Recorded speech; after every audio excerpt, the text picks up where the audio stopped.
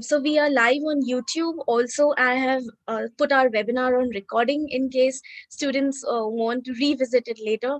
So, all right, I think we are good to go. Welcome once again, and we are very excited to learn about Duolingo English Test as we know the growing importance of it in today's time and how accessible it is as compared to other English proficiency exams. So, without any further ado, over to you, John. Thank you. Thank you so much, and thank you for having me. Good evening, and anyone watching this recording later, thanks for joining in. I'm spend a little bit of time today on the academic profile building to talk a little bit about the importance of the English Proficiency Test as you go along building your profiles to apply to selective schools across the US, maybe Canada and the UK. What really matters? Today, I'll speak a little bit more from the perspective of the United States college perspective, and thinking about that, that's kind of fitting because that is my background. So my name is John Nesbitt. It's nice to be with all of you all today. Prior to joining Duolingo 2 years ago, I was at Vanderbilt University, located in Nashville, Tennessee, for about 12 years.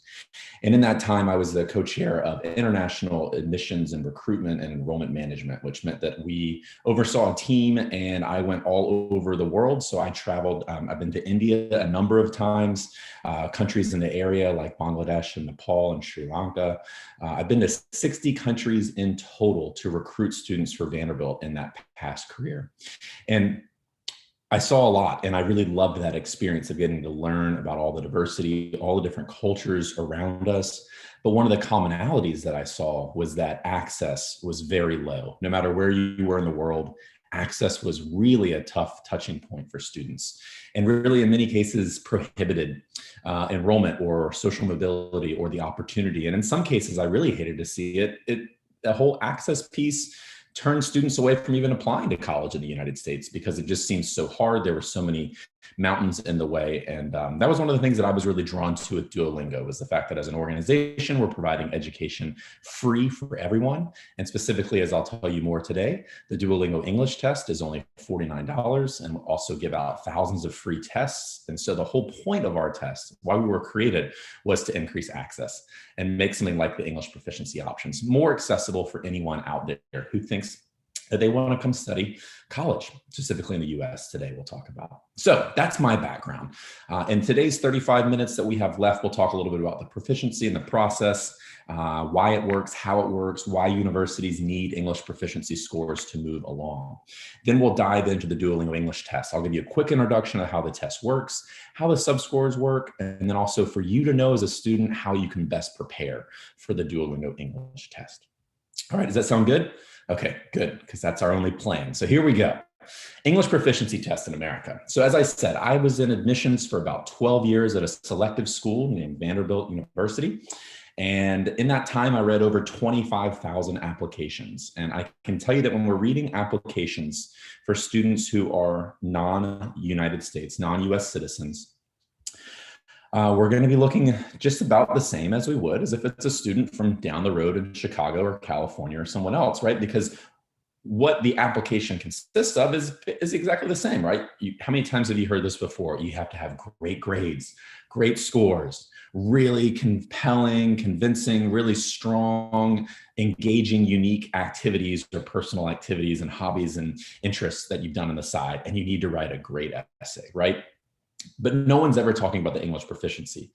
And that's a big part. It's a big part. Not only is it going to be, as I'll explain in a second, in many cases, a minimum or an expectation that you understand English to be able to come study at a university.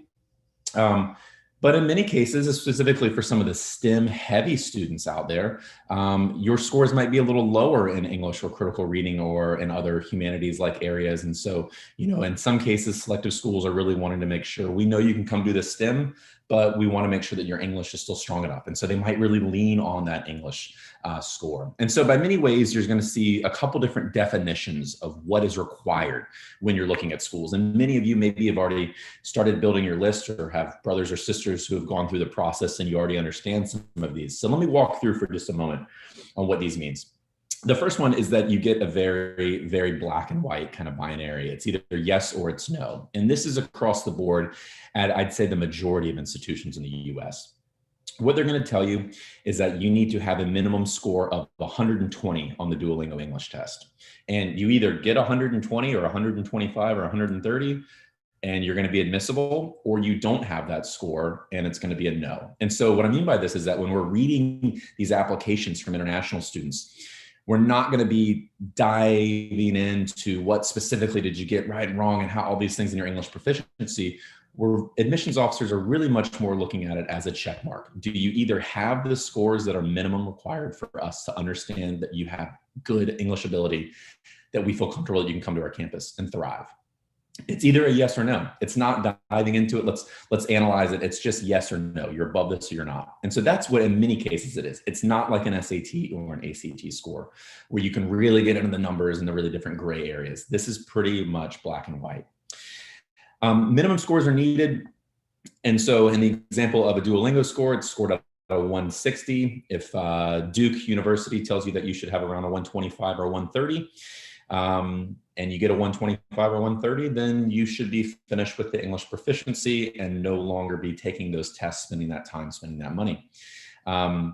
This is not like an SAT or an ACT where you then should try again and you should take it again and you should start taking it until you get a perfect score.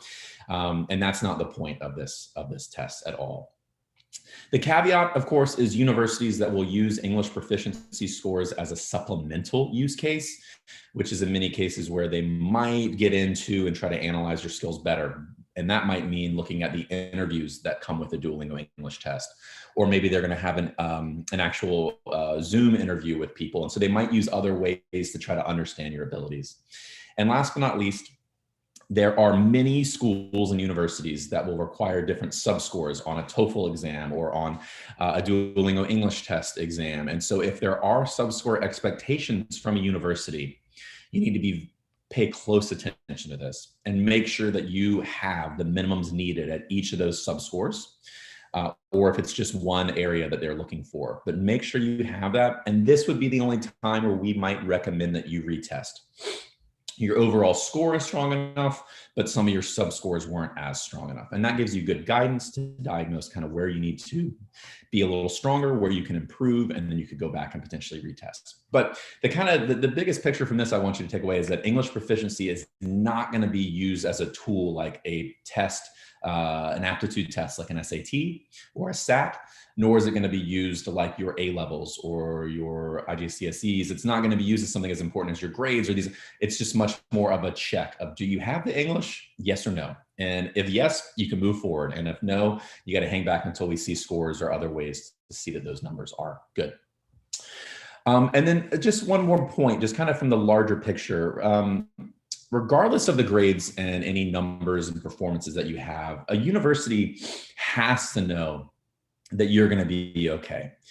This is crucial. We as a university, I keep saying we, I don't work for a university anymore, but the university admissions officers and the universities, they have to be absolutely certain that any student that they're admitting, which is an invitation to come to campus, right? That student could be coming, and we need to know that they're going to be able to perform in the classroom, and that just as importantly, they're going to be able to perform and have a social and a residential and a great community experience as well.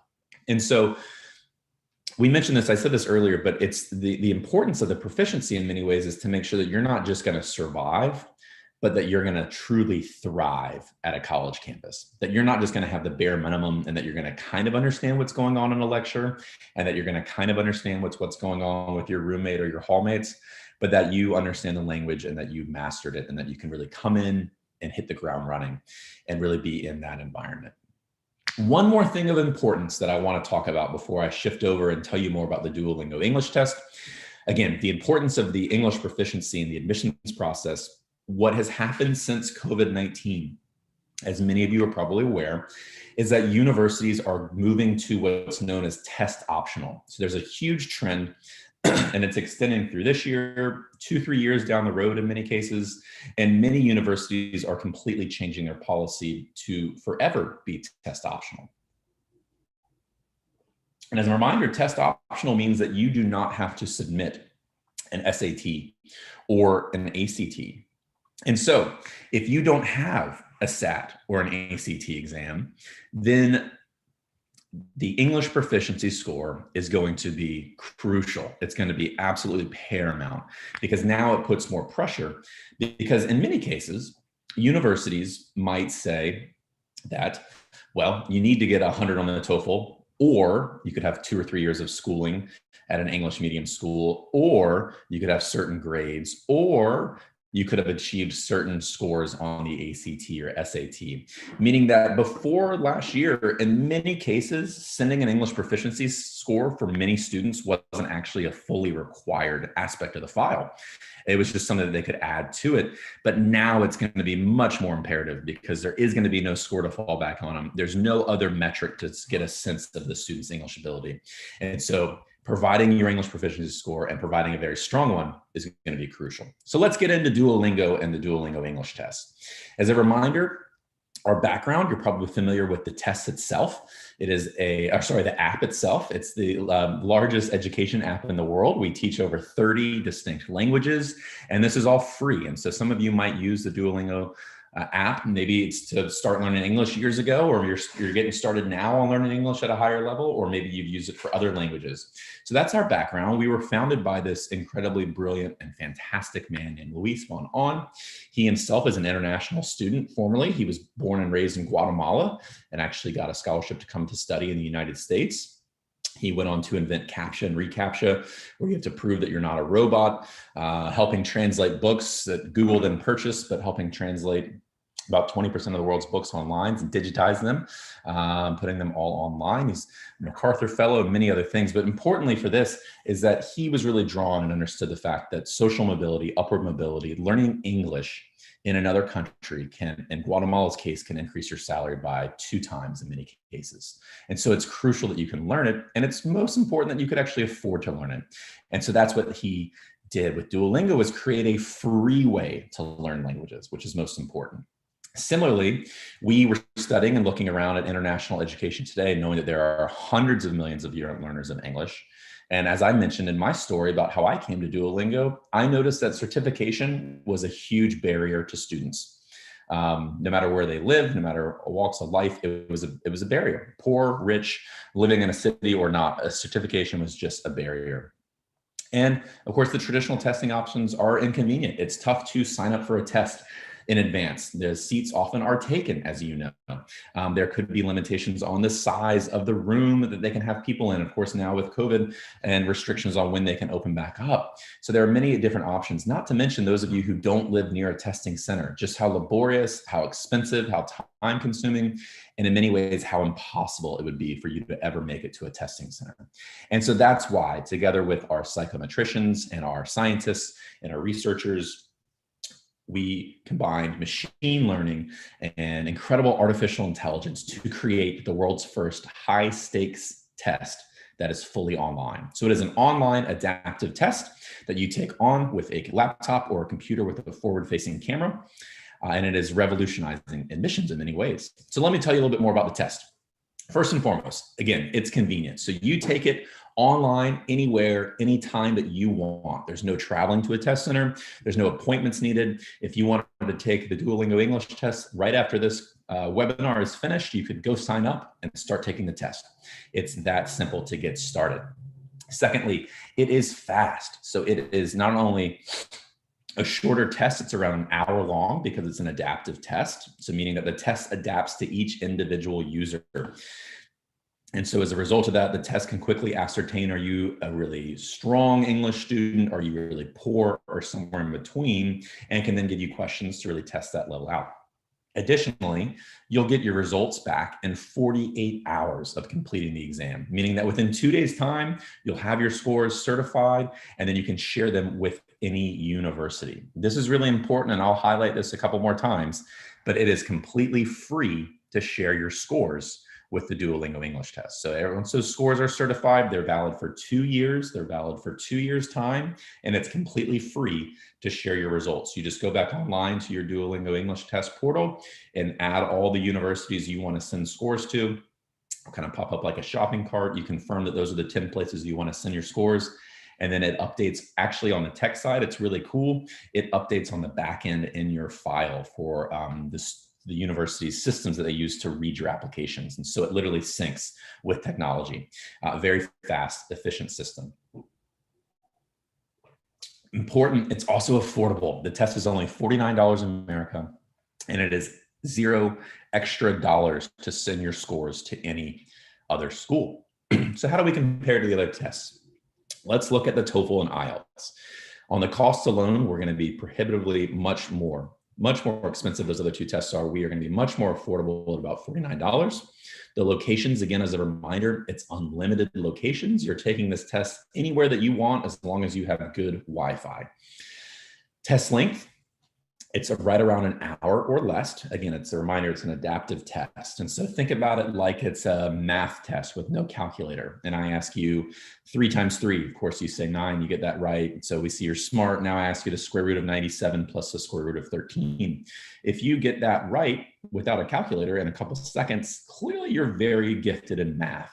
And so in a traditional paper test, you would still have to sit through an hour and a half easy section, and then another hour and a half or so of intermediate questions, and then another hour and a half of the advanced questions. And so what we're basically doing with our tests is that we're removing what you don't need to take, i.e. if it's really below you or it's really above you, why do you need to spend the time asking them if you know you're never going to get it right? So our test is more efficient and it's faster, and it is what's known as a computer adaptive test. The turnaround time, a reminder, 2 days. And then again, it's unlimited sharing. So you can send those results off for free. Accepted by thousands of universities around the world. Right now, it's around 2,500 universities. Very big in the US. Of course, we are a United States-based company. And so we've started with a lot of the schools in our backyard that we know. I am not the only former admissions officer on our team. We have a wonderful team full of former admissions officers and former counselors around the world, including Sam Fleischman from Hong Kong International School before he joined us at Duolingo 2 years later. He'll be wrapping up with Devesh in a few hours if you're attending that webinar to kind of get a good summation of what you heard today. So lots of schools that are out there. Here's just a good sampling of some both public and private universities, from your more selective places to your larger state schools like Arizona State, or maybe even community colleges. And then here's just a kind of sampling of some more some public in this sense, but some of the more top ranked universities or universities that get a lot of applications. So maybe some schools here that you'll be applying to yourself. You can go online and make sure that any school you're applying to takes the Duolingo English test. And if they don't accept it, there's actually a link you can click and you can send them requests that they would accept the test. So you can find out more online. The test scale, Duolingo's English test scale is out of 160. And how does that compare to, let's say, the TOEFL that you're probably more familiar with? A lot of universities probably have told you around 100 on a TOEFL is the requirement, or maybe you're looking at a school that needs more of an 80 or a 90. So you can see the comparisons to the Duolingo score. If you're looking more in the 80s, you're probably going to have a low 100 score. If you're looking at schools that require 100 plus on the TOEFL, then you'd probably be at 120, 125. Some schools even say closer to 130. You'll notice that with websites, for the admissions websites, and when they're producing information about what they accept, they will have very detailed information on their websites saying that they either need a minimum of 120 or that they don't have a minimum, but strong applicants often have a 125, a 130. That's literally a direct quote from what Northeastern University says. And so you'll see a range of information. Sometimes they'll give you a range of scores that are acceptable. Other times they will tell you a bare minimum, like I discussed earlier, where it is just a yes or no. You either have it or you don't. For our test, again, it's at a 160. You can see the scale here. You can also go online to get a better sense of what that scale means. And here's just a nice kind of comparison on, again, a 20,000 foot view. We see the TOEFL over here. We see the IELTS. If you're familiar with the Common European Framework of Reference and charting your ability for a language, you can see that. That's all mapped to there. So again, in the example, we were talking at the highest levels of scores, 100 and up in the TOEFL, or 7.5 to 9 on the IELTS. What would be known in the textbook sense as a C1 or a C2 level, and our highest level would be 120 and up. Lowest levels you can see down there. Overview, again, so what's going to happen? Our test overview. So what happens is you take the test online whenever, wherever it's convenient. We find that students About half of the students who take the test take it in the morning. We find that about a fourth take it sometime in the afternoon. And we find that about a fourth of our test takers are night owls, and that they'll take the test sometime in the evening. And that's one more way that we can reduce the stress and the pressure on you, is that if you're not a morning person, well, then you can take this test in the afternoon or evening in the comfort of your home. Next, over the next 2 days, the test will be certified. And what that means is that we have to make sure that all the rules were followed. And we have many, many different security functions going on throughout the test, and we're monitoring many different behaviors. And so we're going to use artificial intelligence as well as 2 human proctors that are remote. They're not watching the test happen live. They're going to watch a recording of the test later. So that is kind of 3 different levels. You have all this technology, the artificial intelligence that's doing many, many different security checks, and then you'll have those 2 human proctors, asynchronous proctoring happening after. Watching it could even zoom in, could pause, could do anything. And again, compare that to the security of a test center where one person is watching 30 people try to take a test at the same time. A little bit of a different situation. Also, of course, just think about how much less noise you'll be compared to sitting in a testing center where everyone is talking over themselves in the written and spoken sections of the test and trying to do both, whereas you'll be taking the test in your bedroom or in your kitchen, or maybe even at your school if you were using a laptop there.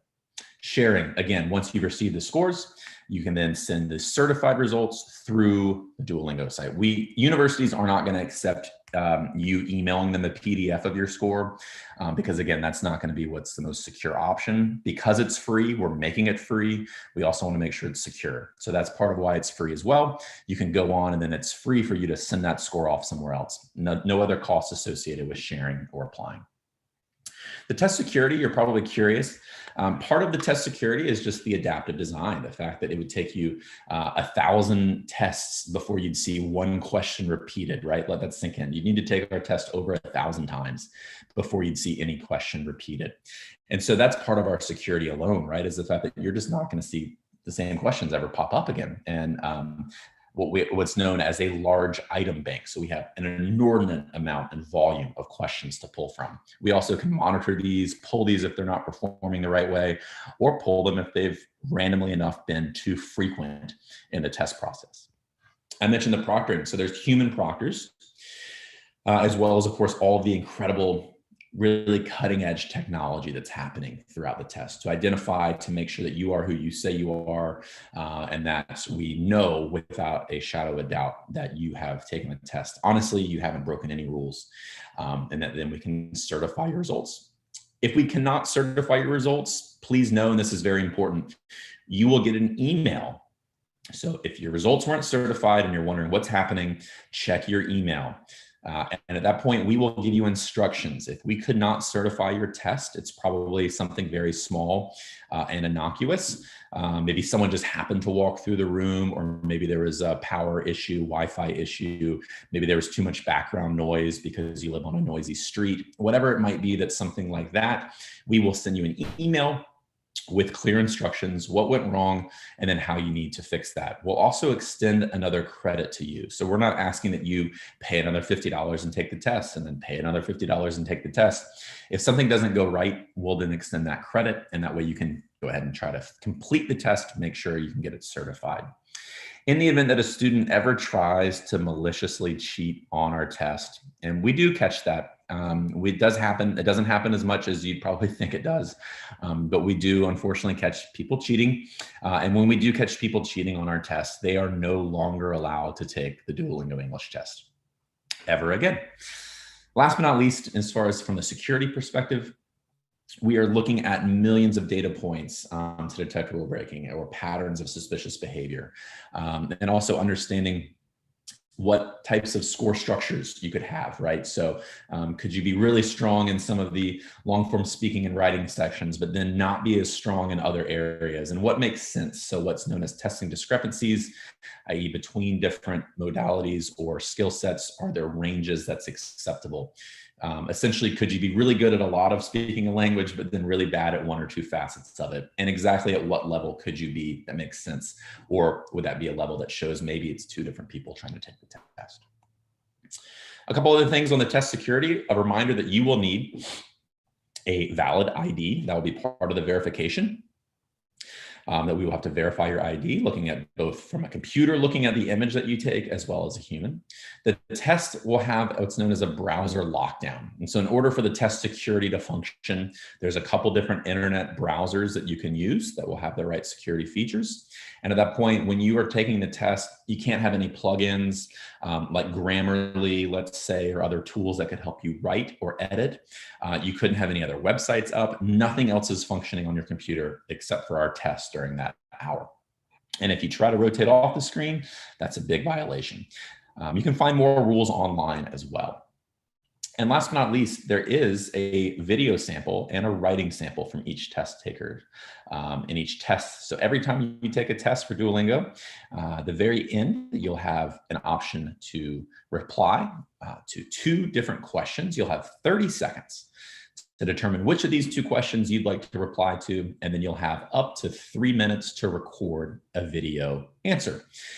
Same thing goes for the writing. You'll get to see 2 prompts. You'll have 30 seconds on the prompt screen to determine which of the 2 prompts you like better. And then at that point, you'll have a 5-minute countdown and a blank page, so to speak, and you'll have 5 minutes or up to 5 minutes to write a written response to whatever the question is. How we're responding with everything happening around the world, just a reminder that we don't have any issues with test seats. There are unlimited test seats.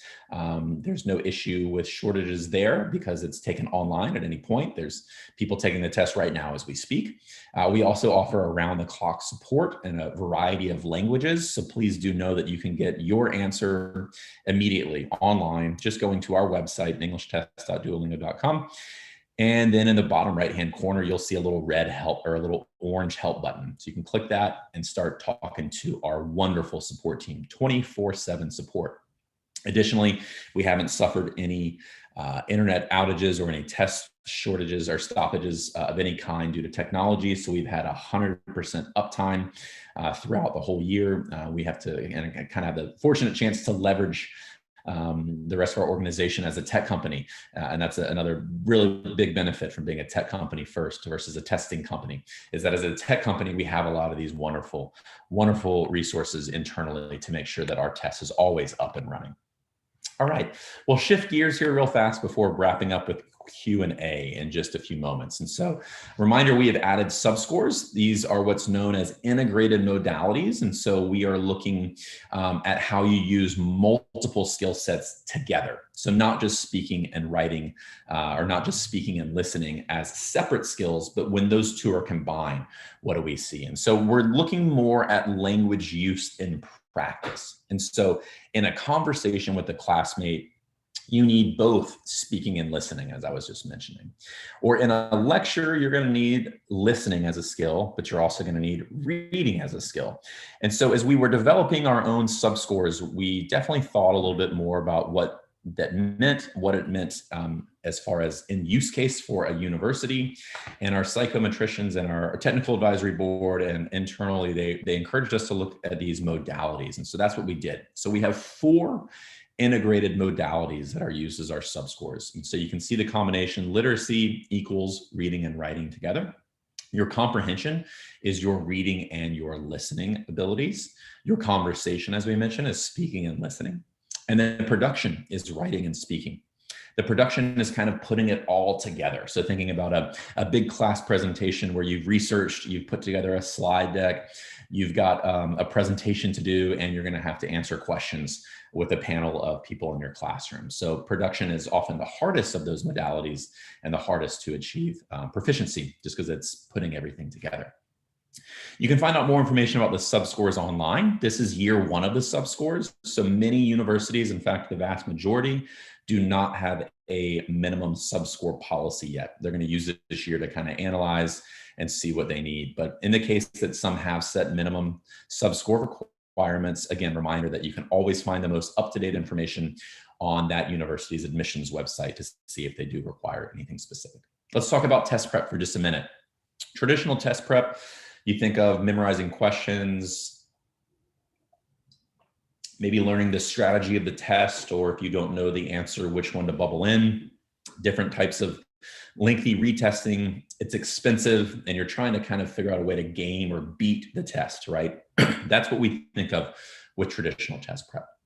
With Duolingo's test readiness, we have a couple different things. One, it's the exact opposite as far as cost. It's not a time extensive and expensive process. This is a free option. Again, Duolingo's mission overall is to make education free for all.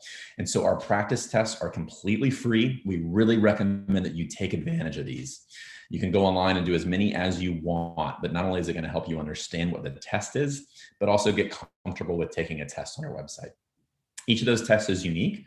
It provides a convenient and low stress test experience. And of course, it's also really affordable to test again. And so if you did not do as well as you'd hoped, or you didn't reach those minimums that you needed to apply to your dream schools in America, well, then it's really affordable and very convenient to take the test. You find out tomorrow you didn't do as well as you'd hoped, you can start taking the test a couple minutes later if you want. Or you could go back, take some practice tests, prepare, take some time, and get ready to take it again. Preparing for the test itself, we really recommend that you are using your English skills anywhere and everywhere that you can. And so if you're not enrolled in an English medium school, no problem. Find a club or an organization or classmates of yours that are speaking English, and maybe you can form some sort of club or organization, or find some sort of outlet. Maybe it's more with Next Genius, or it's other community-based organizations, Education USA, or other clubs, organizations, part-time jobs, anything that you can do. I've even heard of students in some cases going, to the local coffee shop to study or to read, and just to be able to hear English being spoken. So just really, most importantly, it's immersing yourself in that language and being surrounded by it. So if you're not currently surrounded by English, find a place and a way to be. Take the free practice tests. We can't say this enough. Each one's unique. Take as many as you need, but take them. They're a free resource. So wouldn't you want to spend just a little bit of time, and again, no money, completely free, to prepare yourself and make sure that you really are ready to take the Duolingo English test. Understand and review the test rules. The test rules are going to be very unique and something that you've probably never experienced before. In fact, one of the rules is that you look at the screen the entire time. So that I just did, it's not allowed. That'd be breaking a rule. And so you need to be understanding and aware that you can't have a phone anywhere near you, and that you can't be hooked up to a second monitor, and that you can't look off the screen, and many, many, many other rules. So review those test rules online. And then you'll want to prepare your test environment. Make sure that it is only you in that room, to make sure that there's no other technology, there's no cell phone, you can have a glass of water, and that's about it. No pencil, no paper, there's nothing else. It is a test where you are locked into the screen and interacting the whole time. And then whenever you feel comfortable, excuse me, take the test. Excuse me. And there is what the free test looks like. What you'll get also, I didn't mention this, but when you take the free practice test, you'll also get an estimate of your score, so you can understand what your ability is, and do you need to prepare a little bit more? Or are you ready to take the test? Have you already exceeded maybe your expectations? A couple of the things to note, I'll leave this slide up here for just a moment. You'll need a passport or a valid government ID, in some cases a driver's license. You'll see a full list online, depending on your citizenship. A quiet, well-lit room. You're going to be the only person in this room and be able to prove that. 60 minutes of free time. Again, the test is around an hour. The Wi-Fi connection is big. And so if you don't have great Wi-Fi and you can't hardwire in, then try to find a better place to take it. Perhaps it is using your school or an organization center, or just telling all your family to stop using Wi-Fi during the hour that you're going to be taking the test. This test works with technology. It's incredible, right? We're always thinking about access. Access is our North Star. So the test could be longer theoretically, but with Wi-Fi and other things and other limitations around the world within the world of access, we need to make sure that it could be as long as it needs to be, but still at the same time, not so long that it's always going to fail with bad Wi-Fi. And so it really can function all over, rural places around the world to city centers. But do know if you're experiencing any technical issues, again, a reminder that you'll get an email with technical support, and you can go online and chat with one of our support team members. Understanding the test rules, again, a couple rules. There's no headphones. You cannot look off the screen. There's going to be no plugins or outside programs or other screens allowed. There's no one else in the test room. It's just you, and that's it. And no other materials or devices are allowed as well. There's a nice video if you just want to get a quick 3-minute overview of what the test does as well. This could be considered part of your test prep, is just to get a good overview and sense of what's happening. And then last but not least, the test taker steps, and then we'll go right into Q&A. You will register to take the test right here. Once you've created that account, we recommend you take that practice test. At that point, you will purchase the test. Again, it's $49 American. You can take it whenever you're ready. Then you'll take the test, and your test results will be certified. And this is what a certification will look like. You'll see the score here at the top, and then you'll see these integrated modalities or these subscores and the range of what you've completed successfully on that test. And then last but not least, you then log back in and check the box of the schools you'd like to apply to and share your results. And as we get into Q&A, so please type in any questions, and we'll try to have a few questions here coming up. I see a few coming in right now that I'll click on. In the meantime, I wanted to handle a couple that have already come up and that will come up here as well. Is it better to skip a question if you're unsure of the answer? No, you should answer each question to the best of your ability. Not something that you can come back to. Once you answer that question, it's moved on. How should I pace the test? How long is each section? The questions are all integrated into basically one section of the test. And so there's no, okay, now we're in a long form writing section. Okay, now we're in a comprehension part of the test. And so the test itself, the questions and the item types, you'll kind of bounce between many different item types. And what is unique is that you will have a timer in the top left corner. And so you'll always know, regardless of the question type you're on, whether you have a minute or 2 or 3 for the question, you know exactly how much time you have. Can you go back and look at your answers? No, unfortunately, because the test is adaptive, once you click next, that data is being input as to your ability to understand and move the test forward. And so you can't go back to change the answers at any point. No, you cannot take notes. Again, there's no outside materials. If you get a question wrong at the beginning, will you receive a low score? That's a great question.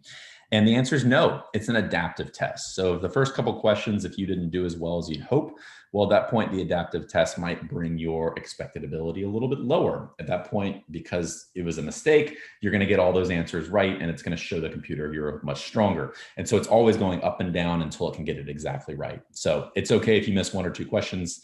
Again, it's understanding your ability as it tries to adapt. So that's why the test itself isn't an exact specific time, because for one student, it might take 53 minutes and another student a couple minutes longer and another student a couple minutes shorter. It just depends on each user and how that AI can adapt to figure out your ability.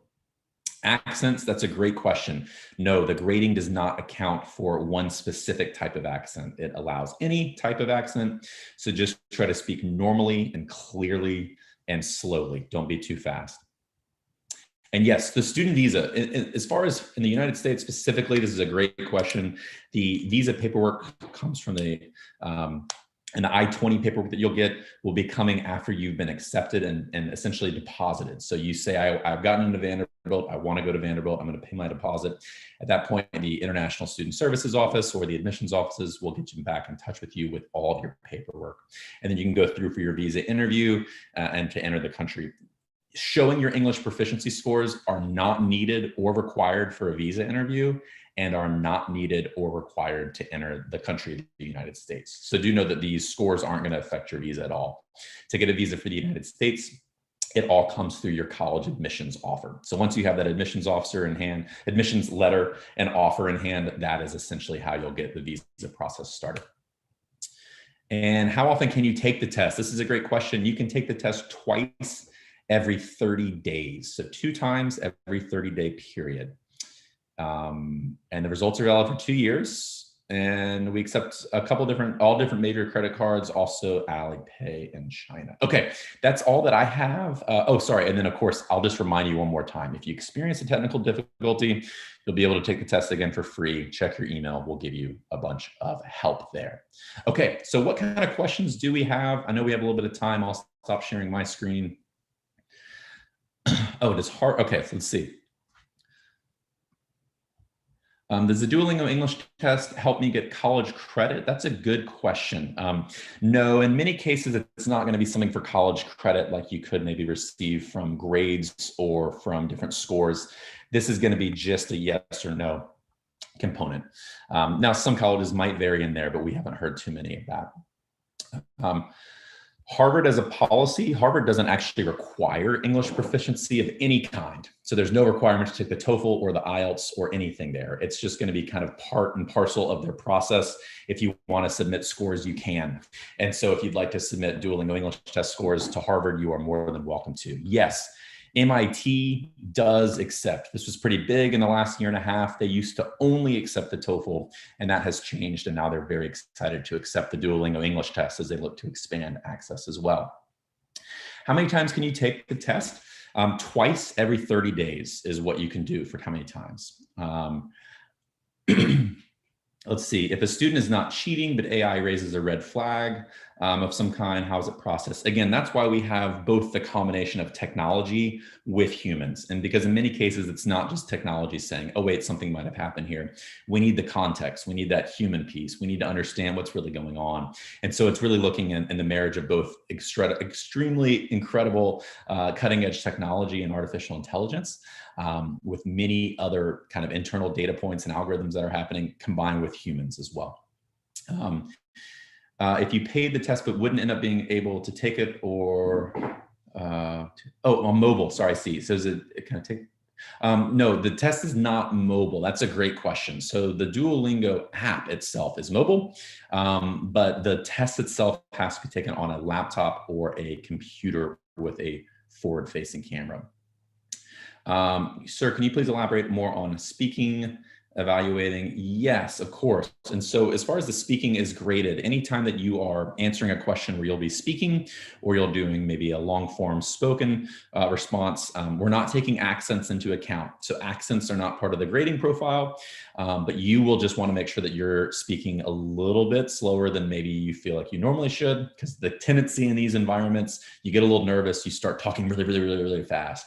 And it's a little bit harder to understand. We can still understand and pick it up, but just try to be a little bit more slow with your elocution. How do I prepare for it? Again, you can go online. There are free practice tests all over. And so you can take as many of those free practice tests as you'd like. I do know that we are running a minute over. And so I think I'm probably just going to stop right there and say thank you very much for your time. Okay. So if you just want to take last 1 or 2 questions, it's fine. Okay, great. Yeah, so it looks like one student asked if they maybe tried to pay for it, but might not ever take the test. Yeah, if you wanted to work for a refund, you can reach out to support and talk to them about that. So just contact support. It's 24/7 support. Go to that help button. Oxford and Cambridge, final question. Okay, I think we got through all 15. Oxford and Cambridge, great question. We are kind of working on the UK universities. It's been an ongoing process, and we've been working on it for the last couple of years. We're about to hire someone else who's going to be located in the UK as well, starting in the new year. And we should see many more UK universities come on board. And so we have places like Edinburgh and St. Andrews and some others in the UK, LSE. But as far as as far as Oxford and Cambridge, not yet, but keep checking back. Depending on what grade level you are, I imagine that would change by the time that you're applying. Any other questions that we didn't get to handle? I think you've answered all the questions. Beautiful. Okay, well, thank you for all of your time. And for everyone out there, again, it's free. So go take a practice test online, see what you think, and then you can sign up online to take a full test and send it to one of 2,500 universities around the world. Thank you, John. Thank you so much for such an incredible session, for your time and for your knowledge. I'm sure there are a lot of takeaways from the session. Thank you once again. Thank you, students, for joining in. We hope to see you for our closing session in next 10 to 15 minutes. Thank you.